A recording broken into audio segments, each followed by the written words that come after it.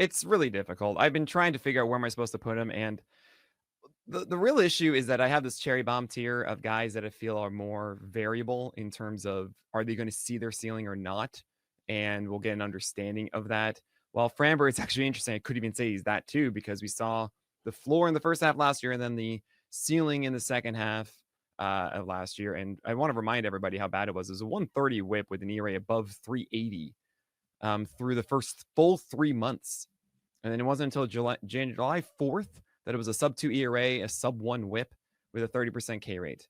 And that's because all of a sudden his curveball came back and it was amazing and beautiful. And that's that.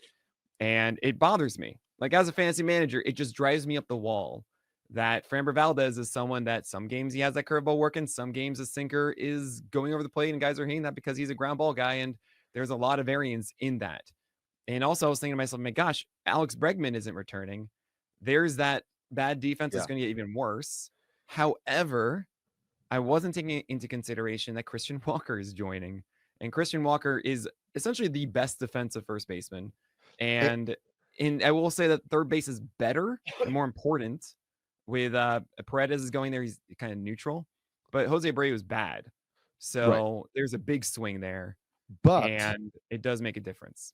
But if they put Jose Altuve in the outfield more, and that means more Mauricio Dubon in the infield. Mauricio Dubon was a Gold Glover, so then you're getting a little better at second base as well. And that's not going to be an every inning thing or an every game thing, but that is a little boost to the second base defense because Altuve at his age was getting slightly worse defensively.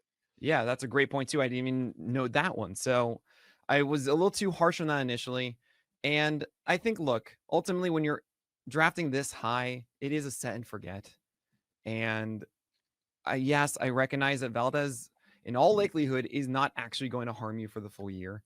It is still so frustrating.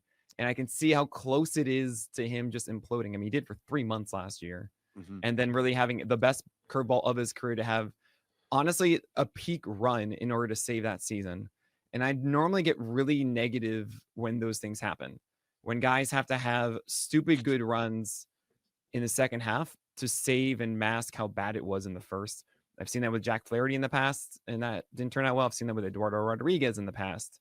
And I just, it really bothers me internally. But then again, it happened to Blake Snell, and that happens every year. And I don't know. Freddie Peralta's done that before too. So I've been going back and forth of like how reliable this is, but fine. Winning ball club. He should get a fair number of strikeouts. It should be okay. It shouldn't be a 123 whip. It should probably like a 117. I even went on Beat the Shift, and I was suggesting that Valdez could have an ERA above 350, and they freaked out about it because he's never really done it or all this kind of stuff. Primary fastball that gets hit hard gives me a little discomfort. Yeah, that's the root of all of it. And so, there are just some other guys I put a little bit ahead of him, but a 31 to me is like you're a rock solid SP2. We're not getting him, Eric. No, we're not, and that's okay. I'm okay with that. Logan Webb, who I have, I also think of Logan Webb as a rock solid SP2. I have him at 24, and that's just I'm surprised you had him that high, actually. It's ahead of some of the like Schwellenbach-y, Glasnow. Yeah, it's a little safer, and it's more of a known entity. But then again, wasn't a known entity last year? Well, listen, we talked about this a lot. I talked about Logan Webb specifically in my first Pitch Arizona presentation, which I did again for PitchCon, which will be up on YouTube at some point coming up. So make sure you guys. Now. Oh yeah, perfect. It's go up check now. it out. Another reason, guys, you got to go to youtube.com/pitchlist. Go subscribe to the channel.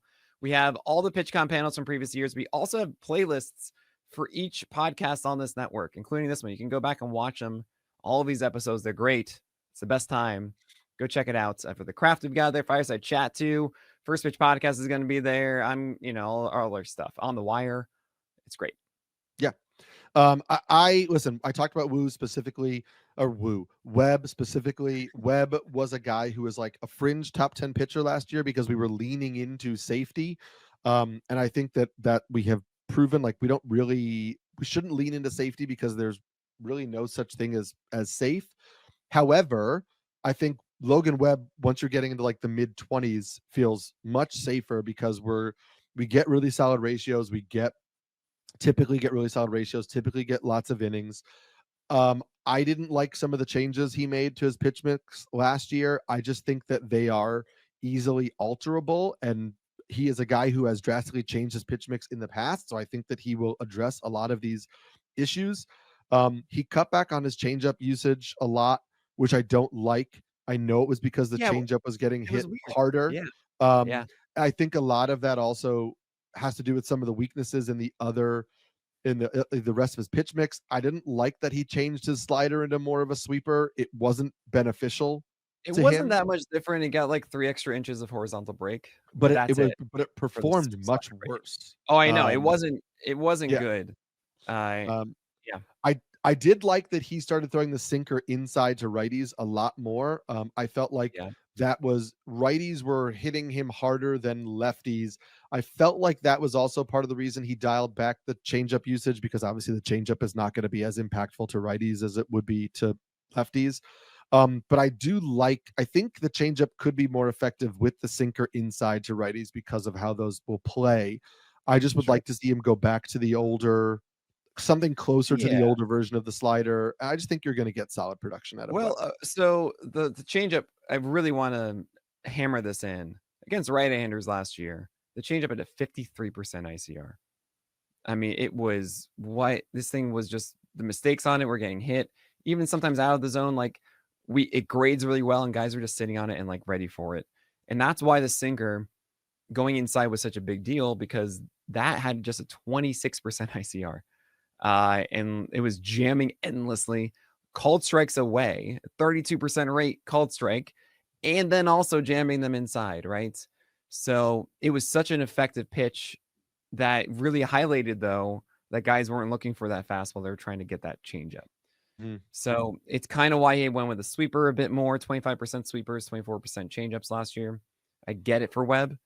I'm very curious about the cutter. We saw the cutter show up at the end of the year, and that actually could be a big help for Webb in the year ahead.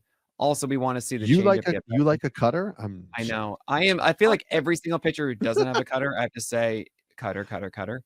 Yeah. But I mean, look, why do I like cutters? Oh man, it's because cutters are the perfect bridge pitch of velocity, where like you're not sitting on the heat or the big movement, Mhm. and it's just makes the whole thing muddy.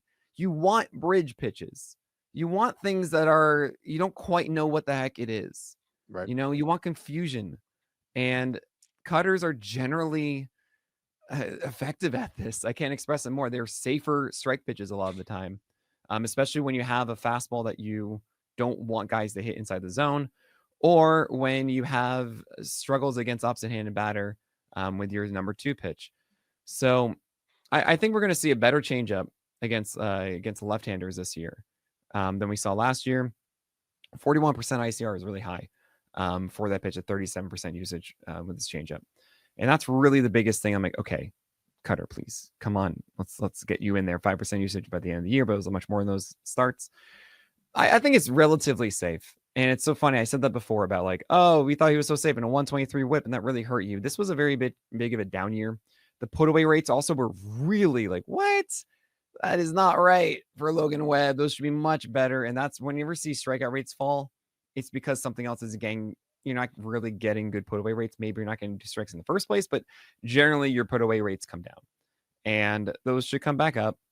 I, overall here, I think Webb is just inside this tier of like, yep, 23, 24% strikeout rate. It's also going to be made up in volume. Like Mhm. you are the highest projected innings guy, so you can have a lower strikeout rate than others. And then the ratios should be somewhat similar to everyone else that we were talking about in this tier of like the Tanner Bybee and the Spencer Schwellenbach, etc. When we went to first pitch Arizona, I had Schwellenbach like 36, 37, and I felt like I was in on Schwellenbach.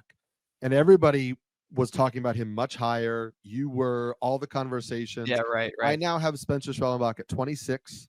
I feel like I have bought in a little bit more based on what we've talked about. I love a young pitcher with like a six pitch mix. Eno has talked in the past so much about how the deeper the arsenal, the less we care about like stuff plus.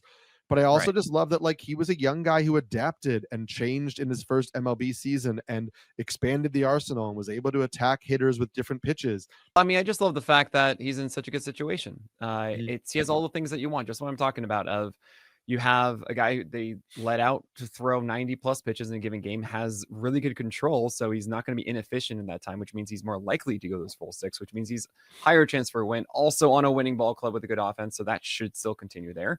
You have multiple swinging strike rate pitches that actually I think could be even utilized more in his cutter, in his slider, in his curve, in his splitter.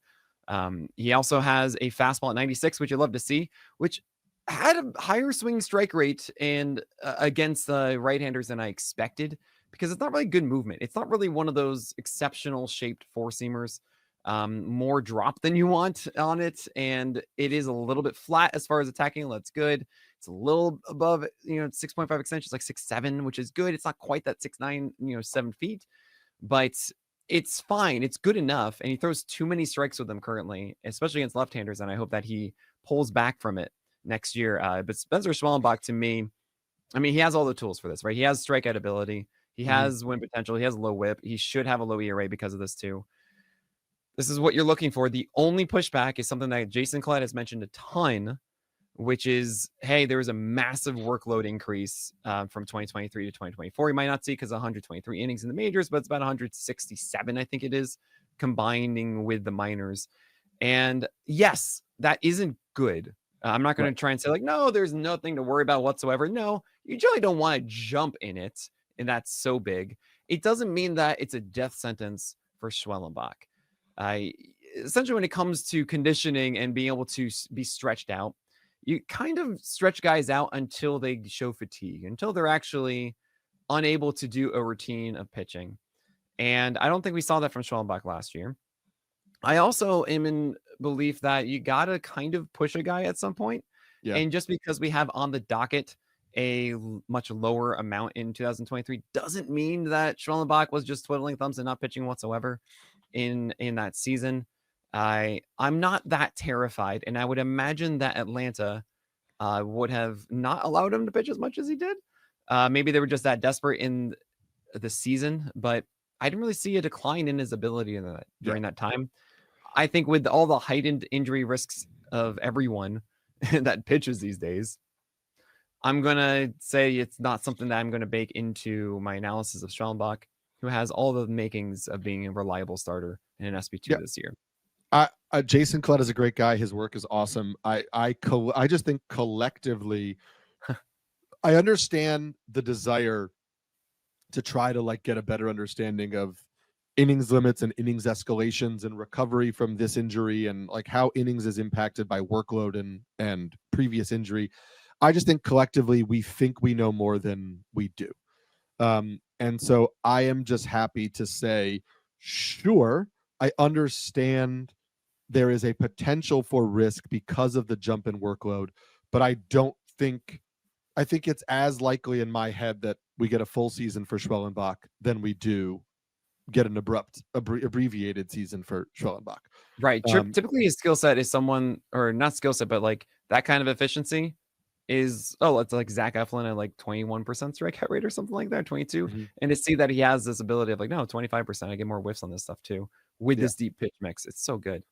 And it's funny, like I find that I guess I run counter to the public in the sense of like, I think people are more willing to do this with hitters, right? Like, oh, Junior Caminero is like going like top 65 now in drafts, even though you're like, okay, he's been battling injury. He hasn't played a full season. The lineup context isn't great. Like he doesn't steal, but everybody's like, oh, but if everything breaks right, I'm going to get tremendous value. So I'm going to take him high. With my hitters, I'm more willing to say, okay, but I'm more willing to just go based on like the projections, the consensus projections tend to be way more accurate for hitters. Yep. What is likely going to happen in terms of their at-bats, their plate appearances, their whatever. And with pitchers, I'm more willing to say, okay, what if this breaks right? Yeah, Not exactly. 100% outcome, but what if this breaks right? And with Schwellenbach, I'm just willing to say, What if this breaks right for 155, 165 It innings? doesn't. It could just be more of the same as the thing Exactly. too. Yes, Right? breaks right meaning the workload doesn't Yeah. come back to bite him. I refer to him as Sugar Shane. You Ah, refer to him yes. as Mick Shane. It's Shane McShane. McClanahan. It's Shane McClanahan, So number 29. I am going to show you guys on the screen right now, if you're watching on YouTube, this beautiful thing I made. It's my magnum opus. It's McShane as McBain. And today, Eric, Eric, you sent me something, didn't you? I What did. what did you send me?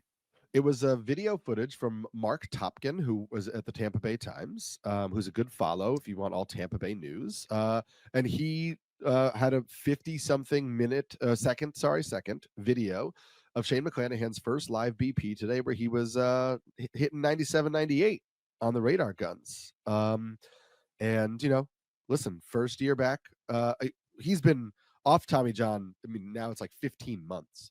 But we love seeing that velo early in spring, back ready to go.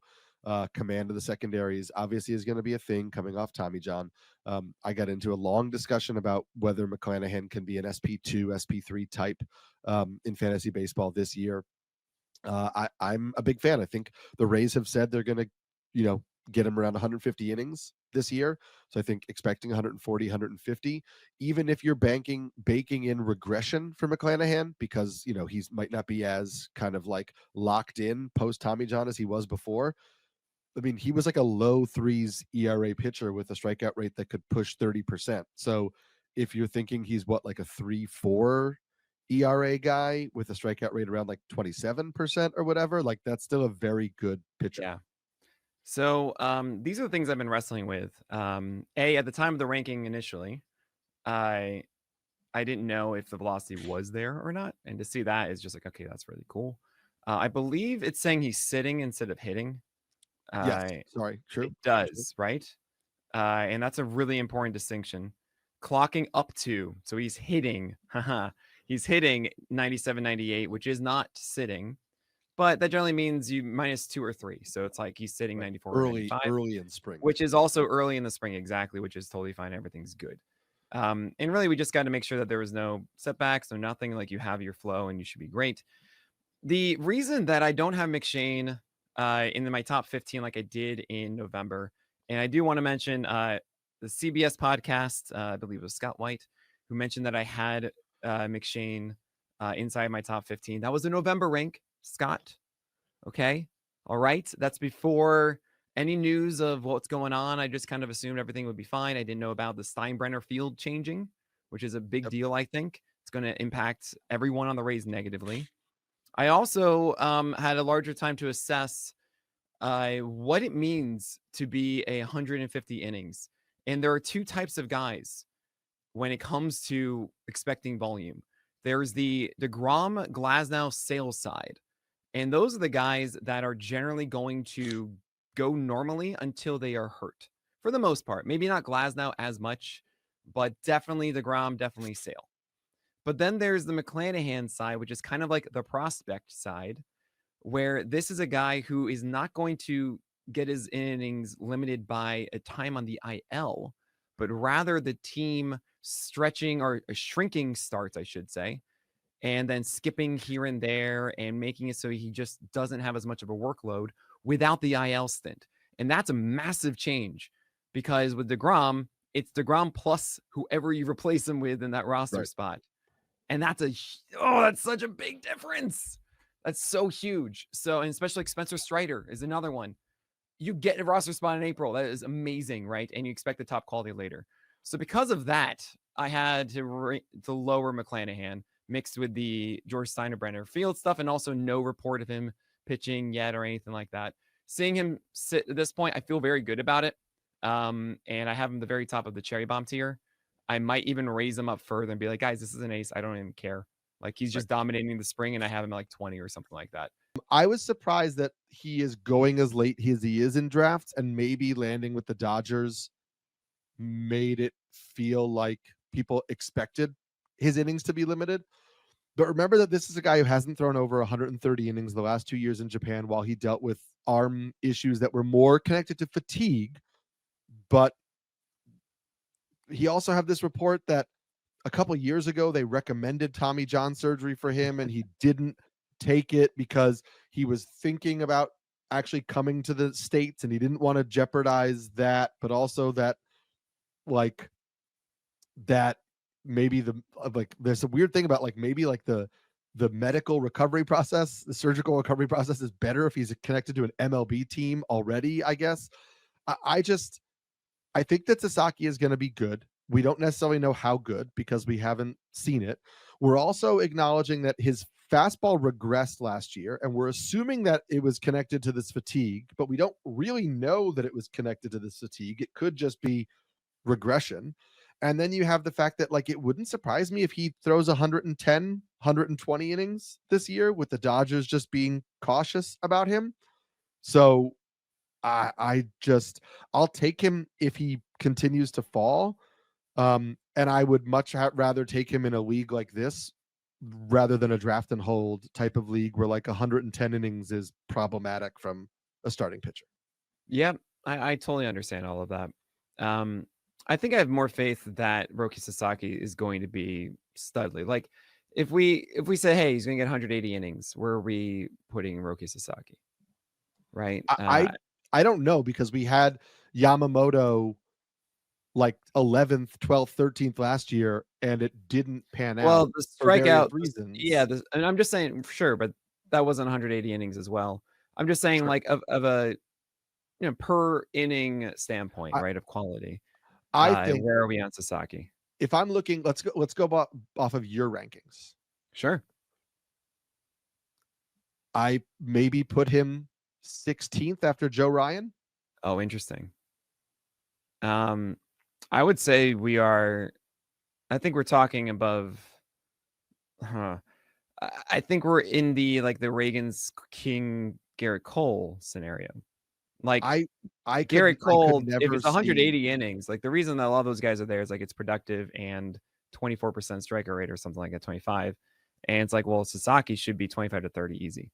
That's the expectation I have for Sasaki as far as strikeouts go. Yeah, but then you're comparing him to the ratios of a guy like. Well, right. So then what does that come with Kirby. ratio wise? Right, exactly. And that's more of a question. My understanding of him overall is just yeah, this guy's a stud. I could be very wrong on this. And so this this ranking right now is saying, okay, if I know I'm getting production when he starts. I don't know how much he's going to. I don't know the whole scenario of it. I'm not ready to say it's 100 and 120 or so. Mm-hmm. I would imagine if that is too, it's IL instead of just kind of twiddling our thumbs and waiting for him to go 2 innings or something again. But what I see right now, he's the start of a tier for me. The weird thing is he's going to be on a minor league contract.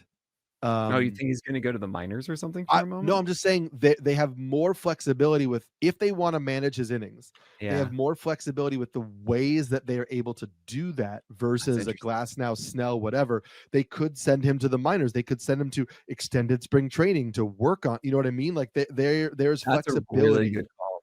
There's flexibility for how they could do it in ways they can't with some of the other guys. So I do want to at least touch on this, where I have this at the end of a tier. Actually, it's weird. I put Spencer Strider at the end of the Holly tier just because I think it's safe value. And that's really what Holly's supposed to be. And I have Sasaki at the start of the Cherry Bomb tier, where you're starting to get now where there's a reason why all of this won't work for everyone. Mm-hmm. And the reason it won't work with Sasaki is just more, and less of the actual quality, it's just more of the annoyance of being his manager, right? And after this, we have Brian Wu. I know, surprise, guys, but here you go. I'm spoiling it because I got to do this. We have Brian Wu and Grayson Rodriguez, where we both expect them. We think that this could very well work. With Wu, it's injury stuff for the most part, and Grayson Rodriguez, you got to put things together still.